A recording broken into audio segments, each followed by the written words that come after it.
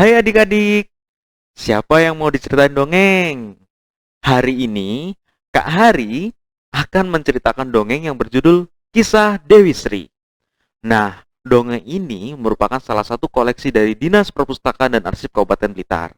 Kalau adik-adik pengen tahu dongeng-dongeng lainnya, silahkan main ke sini dan baca buku-bukunya di sini ya. Oke, saat itu simak ceritanya sekarang ya. Dahulu kala, ada sebuah kerajaan yang sangat kaya raya. Kerajaan ini dipimpin oleh seorang raja yang sangat bijaksana. Suatu ketika, kerajaan ini mengalami musim kemarau yang sangat panjang. Hujan tidak lagi turun. Sungai-sungai mengering. Dedaunan di pohon pun merangas.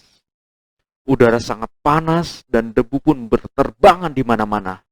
Tidak ada makanan dan air untuk binatang-binatang. Sebagian besar binatang itu mati karena mereka lapar dan haus. Anak-anak menangis karena tidak bisa makan dan minum. Orang tua mereka bersedih. Mereka khawatir terhadap musibah, kelaparan, dan kematian yang bisa terjadi. Rakyat merasa sangat putus asa. Mereka kemudian pergi ke istana untuk menemui raja. Mereka menceritakan masalahnya kepada sang raja. Kami putus asa, Baginda, rakyat berkata. Kami memohon, Baginda, Baginda dapat mengatasi bencana ini segera. Aku juga merasa bersedih karena bencana ini. Aku akan mencari cara untuk mengatasinya segera, kata sang raja. Setelah rakyat meninggalkan istana, raja pergi ke kamarnya untuk bersemedi. Raja memohon petunjuk kepada para dewa untuk mengatasi bencana ini. Setelah beberapa saat dia bersemedi, raja mendengar sebuah suara. Raja, ketahuilah bahwa rakyatmu sering melakukan kesalahan dengan menebangi pohon di hutan. Hal ini membuat para dewa marah. Begitu kata suara itu. Kemudian, para dewa menghukum mereka dengan memberikan musim kemarau yang sangat panjang. Untuk mengakhiri bencana itu dan menembus kesalahan rakyatmu, seseorang harus mengorbankan hidupnya. Raja sangat bersedih mendengarkan suara itu. Raja keesokan harinya langsung mengabarkan berita tersebut kepada rakyat. Rakyat sangat terkejut mendengarnya, tak seorang pun ingin mengorbankan hidupnya. Para ibu menangis. Mereka berpikir bahwa bencana itu tidak akan pernah berakhir. Para bapak juga sangat bersedih karena mereka tidak tahu apa yang harus dilakukan. Para pemuda mengatakan bahwa orang yang harus mengorbankan hidupnya adalah orang yang paling banyak melakukan kesalahan. Tapi sayangnya mereka tidak tahu siapa yang harus mengorbankan itu karena mereka tidak tahu siapa yang bersalah sebenarnya. Raja, patih, dan para punggawa kerajaan juga bersedih. Masalah ini sangat sulit untuk diselesaikan. Mereka lalu mengadakan pertemuan dan mereka akan memilih seseorang untuk dikorbankan. Tanpa disengaja, putri raja mendengar pembicaraan tersebut. Putri merasa kasihan kepada ayah dan rakyatnya. Walaupun dia masih muda dan sangat cantik, dia ingin mengorbankan hidupnya untuk mengakhiri bencana. Putri kemudian pergi ke ruang pertemuan itu.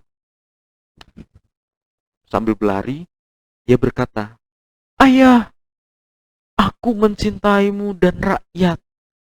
Izinkan aku untuk mengorbankan hidupku untuk menebus kesalahan rakyat."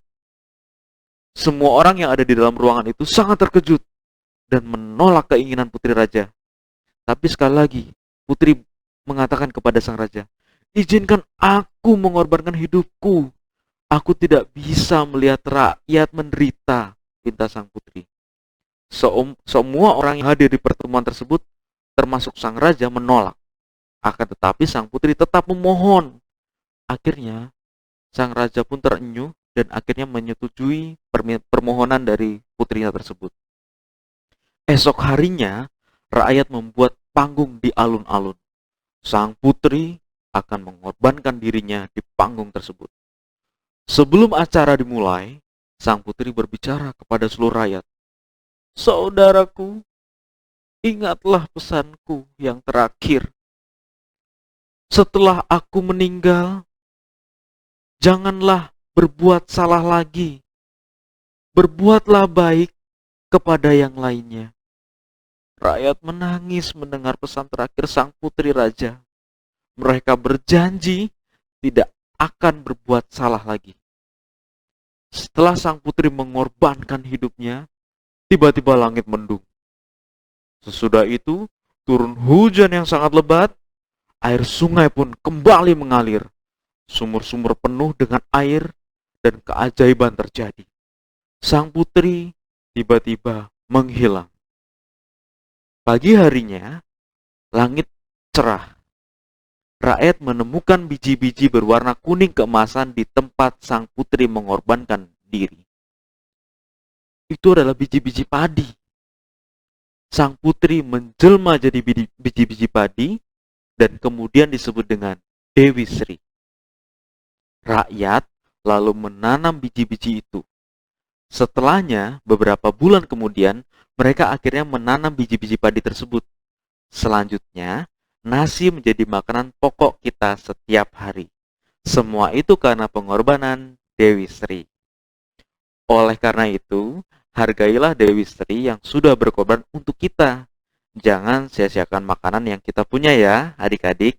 Nah, siapa nih adik-adik yang kadang makannya nggak habis, terus kadang pengen dibuang aja. Nah, kalau bisa jangan ya adik-adik. Habisin terus makanan kita. Emang kita nggak kasihan sama Dewi Sri yang sudah berkorban untuk kita. Jadi kita bisa makan nasi tersebut. Nah, ini pelajaran buat adik-adik ya. Selalu hormati Dewi Sri dengan menghabiskan makanan kita. Sekian cerita dari dongeng kali ini. Selalu ikuti terus media sosial kita di Facebook, YouTube, Instagram, Twitter, dan TikTok dengan ID perpusarsip.kaplitar. Karena akan banyak informasi bermanfaat untuk kalian. Demikian informasi yang bisa saya berikan. Salam sehat dan salam literasi. Dinas Perpustakaan dan Arsip Kabupaten Blitar.